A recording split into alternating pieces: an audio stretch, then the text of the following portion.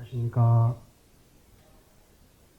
저는 12구 이태원 참사 강주 전남지구 유가족 회계를 맡고 있는 최강희 아빠 김영덕입니다.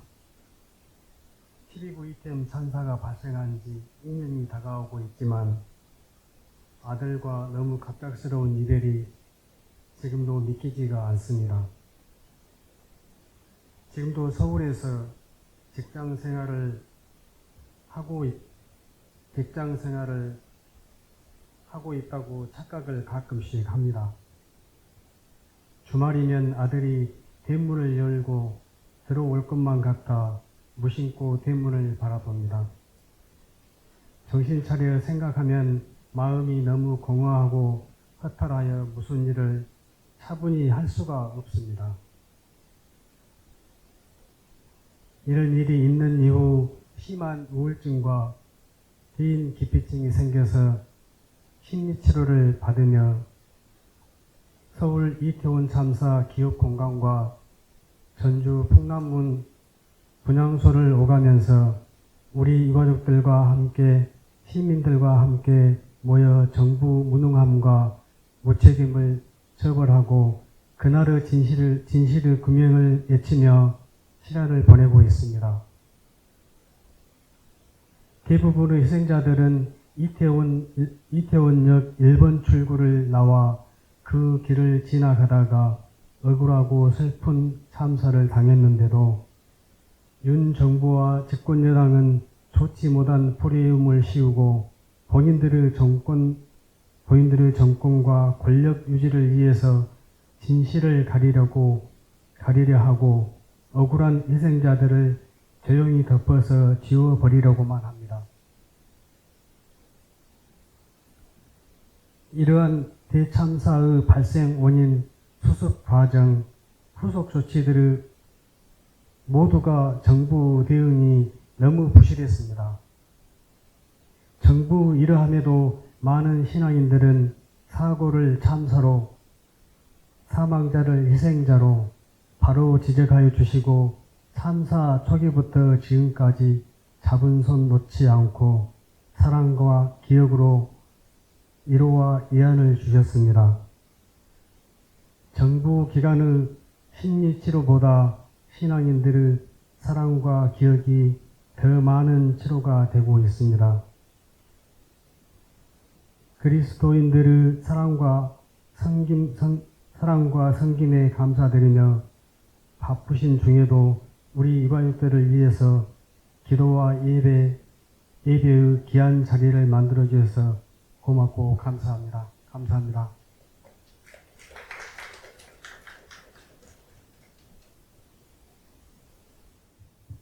(12구) 이태원 참사 유가족 협의회 전북 지부장하고 있는 윤혁인 아빠 권성철입니다. 저희 유가족들한테 최고의 위로는 올바른 진상규명과 그 진상규명에 따른 책임자 처벌, 또다시 이 땅에 우리 아이들과 같이 길거리에서 어이없는 일이 당하지 않도록 하는 그런 제도적 그리고 그런 것들을 할 수 있도록 끝까지 노력하는 자세라고 저희는 생각합니다. 저희가 이태원 참사가 벌어졌을 때 제일 힘들었던 게 저희가 대한민국 국민이 아니었습니다. 저희는 아이가 사망했으면 상식적으로 경찰에서 사건 조사를 하고 그 사건 조사 보고서를 가지고 저희 유가족들에게 설명해 주기를 기다렸습니다. 그렇지만 참사 이후에 저희는 어디서도 연락을 받지 못했고, 그리고 대통령인 윤석열 대통령은 저희 가족들을 외면했습니다. 저희 가족들은 이제 국가가 외면했으니 이 국가를 저희들이 지키고자 나섰습니다.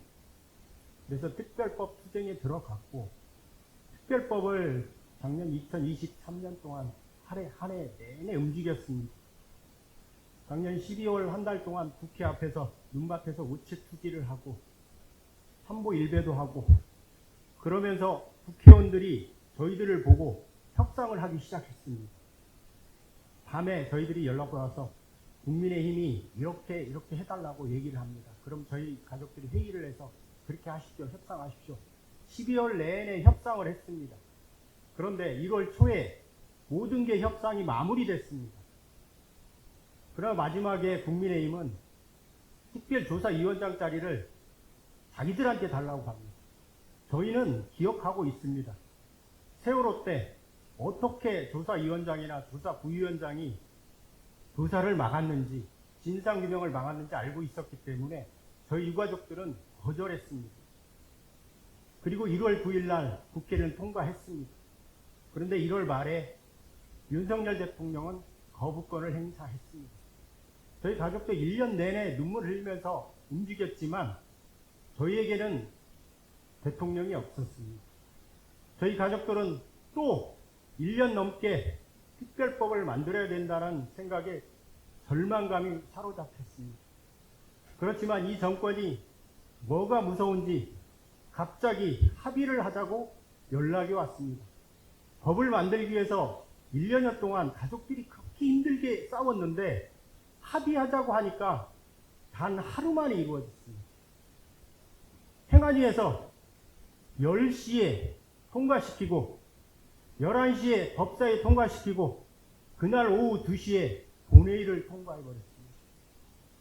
그런데 저희가 이 법을 통과하면서 약간의 오해들이 좀 많이 있습니다. 국민의힘이 제기한 몇 가지 문제 중에 2가지를 저희가 수용했다고 해서 시중에서는 이래가지고 진상규명을 할 수 있나라는 말이 있습니다. 제가 그거 좀 설명 좀 해드리고 싶었습니다. 그 영장 청구 의뢰권이나 불송치 또는 불기소 자료 제출권이 있는데 불송치나 불기소 자료 제출권 같은 경우는 저희가 김광호 서울청장을 잡고 싶었습니다. 그분이 제가 그분이라고도 좀 그렇지만 그 사람이 기동대 출동에 권한이 있었습니다. 그런데 그 사람 아무것도 하지 않았습니다. 보고받았지만. 그래서 그 사람을 잡고 싶었는데 이 대한민국 대검찰청 대검은 기소를 하지 않았습니다. 그런데 이걸 기소심의위원회에 회부하는 바람에 기소심의위원회에서 이 사람을 기소하라고 권고를 해서 현재 재판 중에 있습니다. 그래서 그 부분은 저희가 빼도 된다라고 말씀을 드렸고, 영장 청구 의뢰권 같은 경우는 저희가 사법기관이 아니다 보니까 저희 쪽에서 조사를 하다가 영장 청구를 검사나 또는 공수처에 의뢰를 하게 돼 있습니다. 그렇지만 거기서 거부를 하면 아무런 의미가 없습니다.